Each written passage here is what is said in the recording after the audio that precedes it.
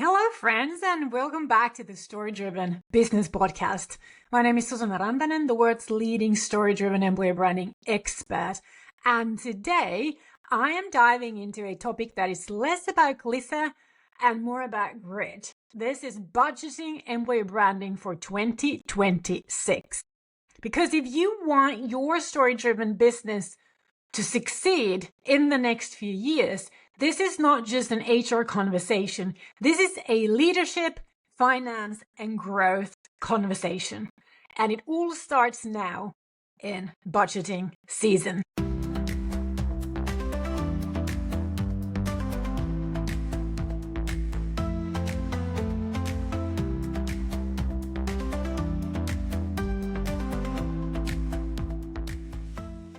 Let me take you into a moment many of you will recognize.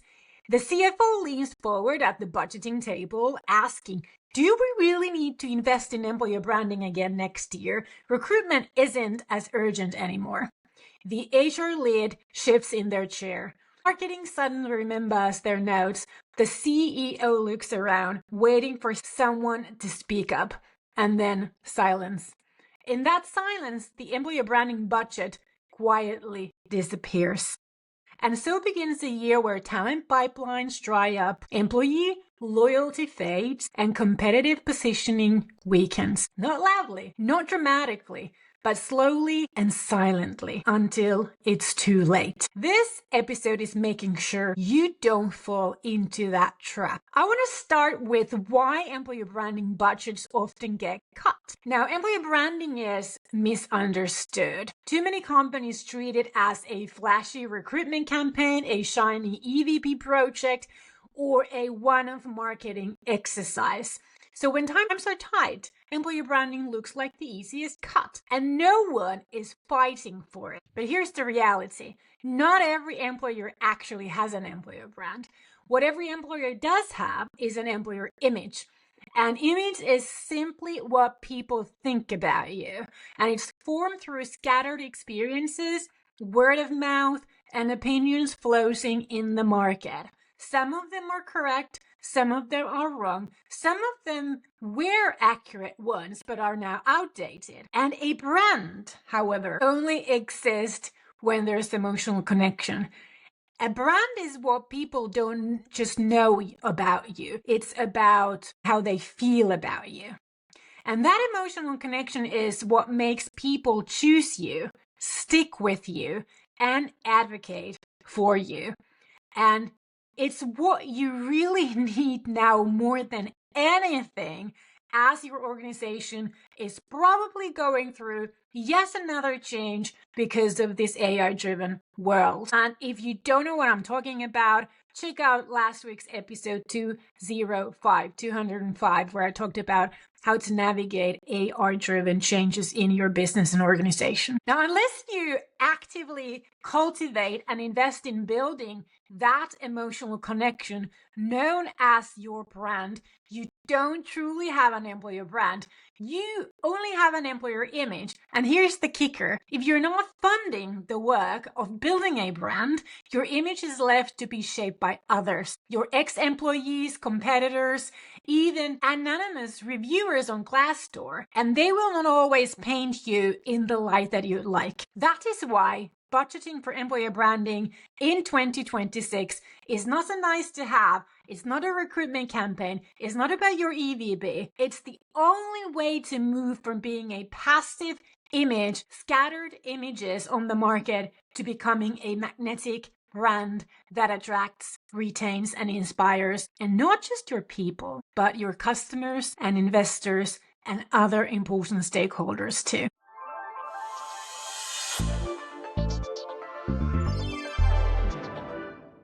That silence is expensive. So the danger of cutting or underfunding employer branding is that the damage isn't immediate. It's not like switching off a job ad, taking it off the internet, and instantly seeing fewer applicants. It's more like turning off heating in November. The room feels fine at first, but soon the cold creeps in, and by the time you realize it, you're already freezing. Here's what the cold looks like in business terms. Vacant roles that drag on for months. Salary demands that rise because candidates don't trust your reputation. Employees quietly slipping out of the door and choosing other organizations whose transformation, whose business, whose change just simply feels more appealing, more emotionally attractive. Onboarding costs multiplying because new hires don't stay, and productivity and innovation slip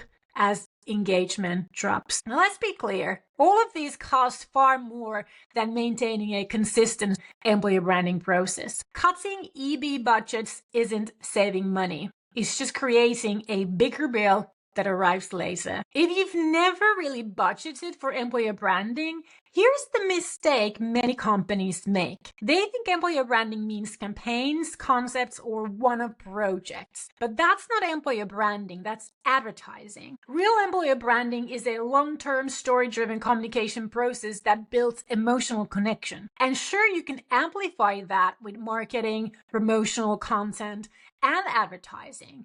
But you need to have that story-driven communication process there that makes sure that your messaging is attractive, appealing, and able to build emotional connection. And the budget for it properly, you need to think at least in these 5 categories. Strategic planning, that's where you start. Then is creative assets, resourcing execution, the processes and the tools required, strategic partners, and training to upskill and maintain learned skills and important skills as you focus then on executing in the long term.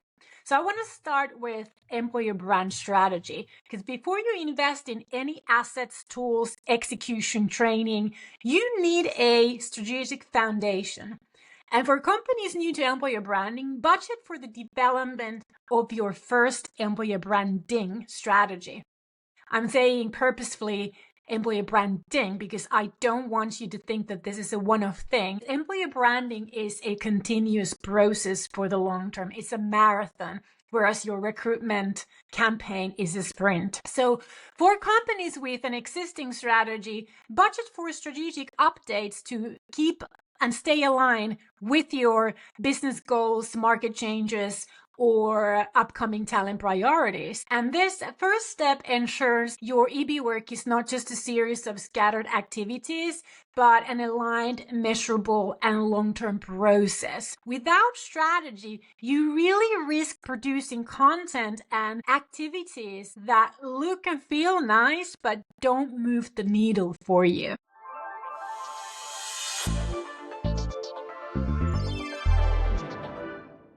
We talk about the storifying plan here at my agency because your employer brand strategy is the why and what, and then you need to have the storifying plan to cover the how.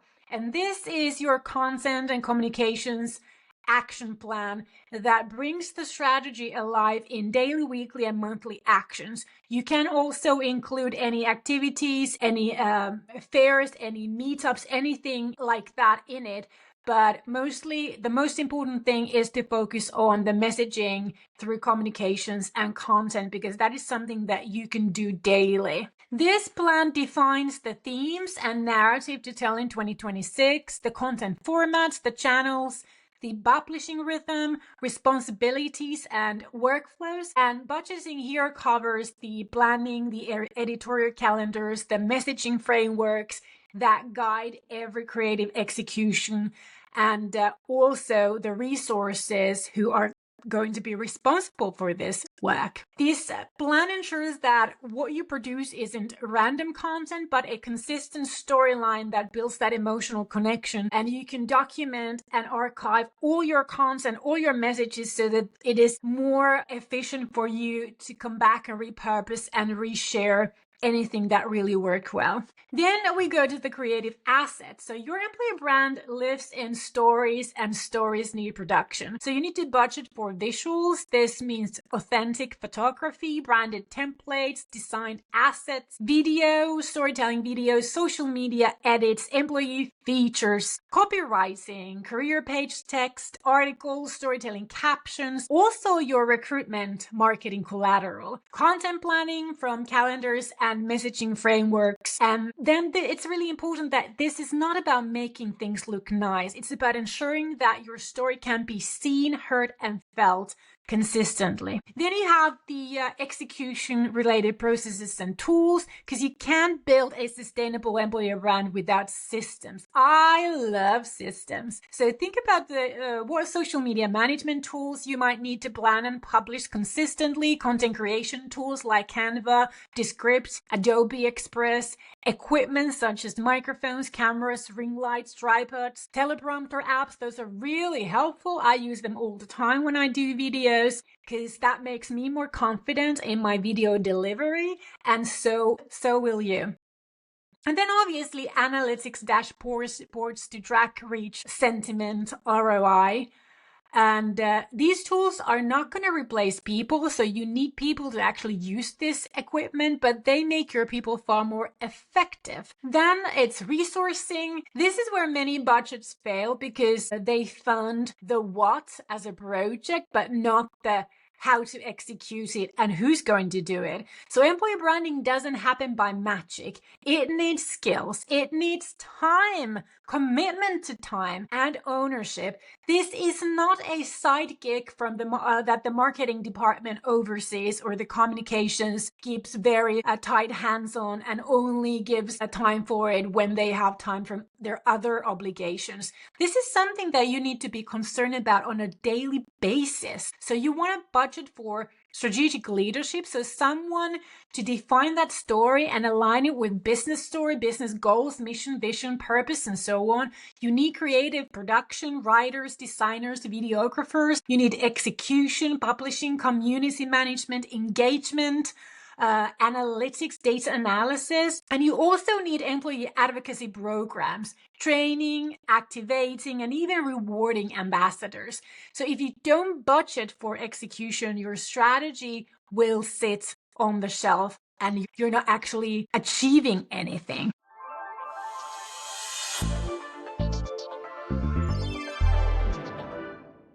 And then we have a section for strategic partners and training. So sometimes you need an outside partner to accelerate those results and fill capability and resourcing gaps. That might mean partnering with a strategic, creative, and executive agency like employer branding agency Emine or many others in other countries, running training programs for HR recruiters, managers, leadership, advocates, launching those employee ambassador initiatives, rewarding employee ambassadors for the work that they do, and offering coaching and workshops to align leaders with the story. Budgeting for this ensures that your employer brand is not just a marketing veneer, but actually a lived cultural reality. Now, I want to talk to you about the story-driven difference. This is what I call story-driven budgeting.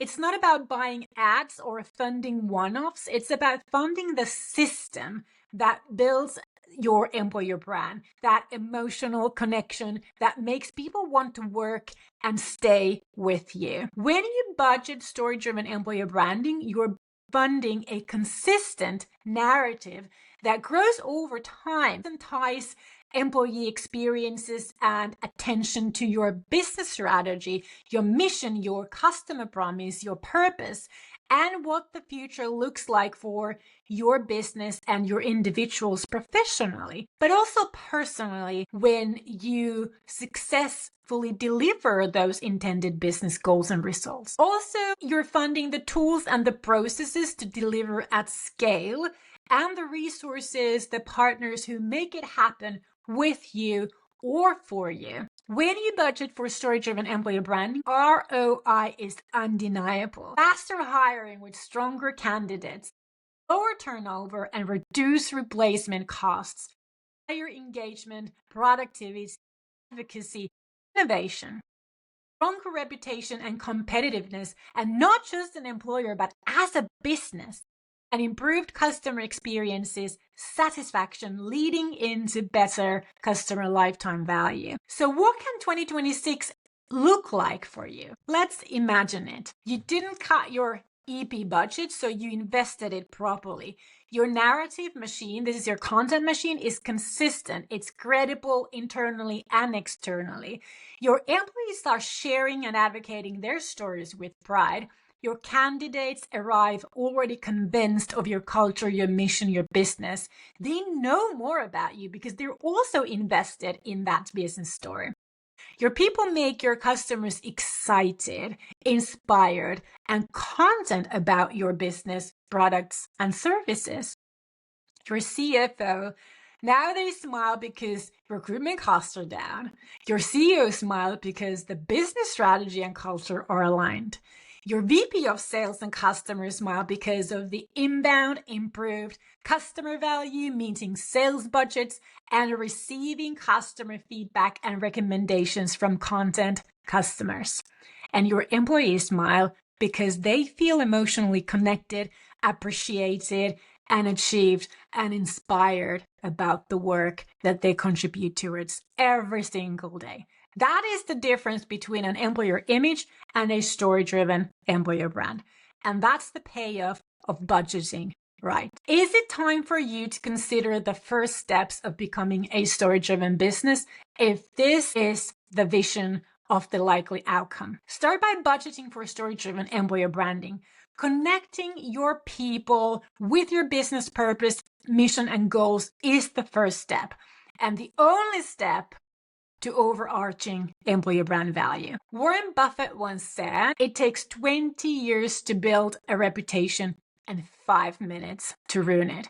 If you think about that, you'll do things differently. Budgeting story-driven employer branding for 2026 is exactly that, a chance to do things differently. So here's my challenge for you. If you've never budgeted for EB, make 2026 the year you start. If you've treated it like a campaign, shift to story-driven budgeting. And if you only had an employer image, invest in building a true employer brand. Because your people are your business and their story is the future. Make sure it's funded. Find the show notes for this episode at modernemployerbrand.com/podcast206. Learn more about story-driven employer branding and get my book on Amazon or get it directly from me when you get a hardcover version signed and sealed from me. So that would be at storydrivenemployerbranding.com. And since it's still August, you have a little bit time left to enjoy my birthday gift to you. 30% off the hardcover available at storydrivenemployerbranding.com until the end of August 2025. Just apply the code birthday30 in capital letters and 30 in numbers to get the discount. Keep leading with story. Until next week, my name is Susanna Rantanen and this is Story Driven Business Podcast.